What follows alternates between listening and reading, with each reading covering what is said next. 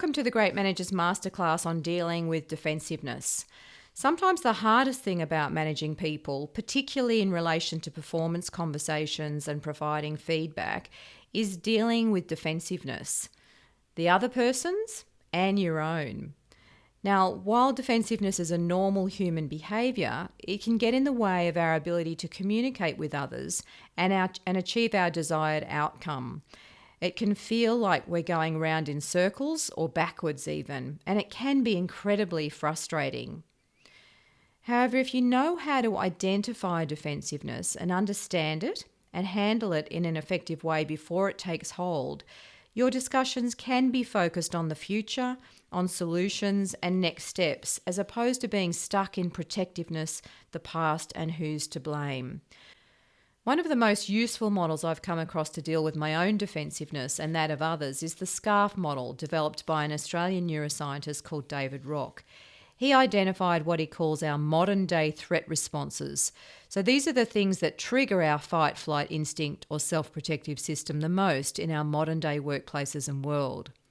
This model helps us understand the unconscious drivers of human behaviour and to get to the cause of defensiveness. If we don't have a framework like SCARF, all defensiveness can look the same, and we'll deal with it all in the same way. So we'll use a one-size-fits-all approach. Or we can be triggered into using the same behaviour as the other person without being aware of it. So remember, behaviour breeds behaviour. Now, the 5 modern-day threats identified by David Rock are status, certainty, autonomy, relatedness, and fairness.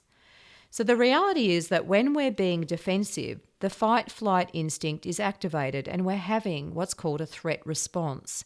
Our primitive brain thinks we're unsafe and our ability to think clearly and solve problems is diminished. So our brains are not working optimally.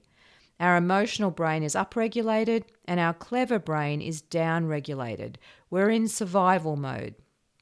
Now, these threats light up in the brain the same way that physical pain does. So our brain perceives a social threat with the same intensity as an actual physical threat. We get hijacked by our brain. It's only when we can pull up that threat response that we can move towards what's called a reward response, which means our brain chemistry has shifted into a positive register and our clever brain, the prefrontal cortex, is now active. This part of your brain loves questions. So that's why we ask ourselves those questions. What am I feeling? What am I thinking? What's that about? How else can I think about this? Because they switch on your prefrontal cortex.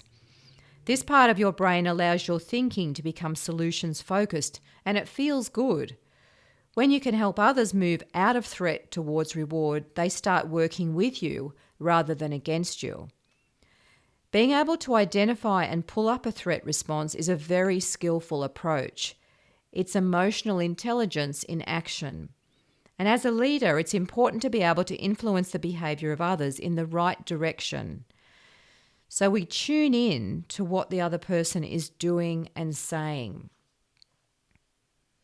So a status threat, and it's about relative importance to others or our credibility. So if someone is having a status threat, they feel diminished in some way. So to move them away from threat towards reward, we need to acknowledge or affirm them in a genuine way. Now, in that moment, your ego will not want you to do this, but it works. Just try it. So a certainty threat is about being able to predict the future. If someone is having a certainty threat, they may say something like, "No one ever tells us anything around here." And rather than getting defensive back and telling them how many times you've told them, you might say instead, "What information do you need?" Because that question is going to get them into solution mode.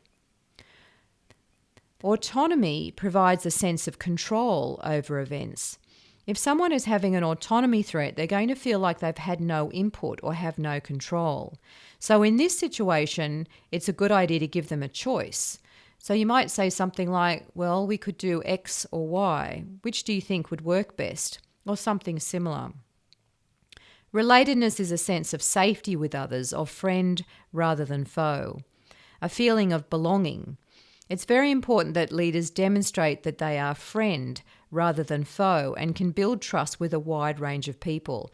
Now, I'm not suggesting here that you need to become their friend and start socializing with them. You need to demonstrate that you are safe, that you are, that there is trust and respect in that connection with the other person. And your communication skills and emotional tone play a very significant role in this. So fairness is a perception of fair exchanges between people. As a leader, you need to be consistent with your people, otherwise a fairness threat will be activated. So people will say things like, "That's not fair," because we're hardwired to sniff out injustice or unfairness, and defensiveness will ensue if this is the case. So being consistent there is incredibly important. Now, we cover the SCARF model in quite a bit of detail in our Great Managers program, so I'm not going to go into it in any more detail here. There's also quite a bit about it online, so if you're interested in looking into it further, do a bit of a search on the SCARF model.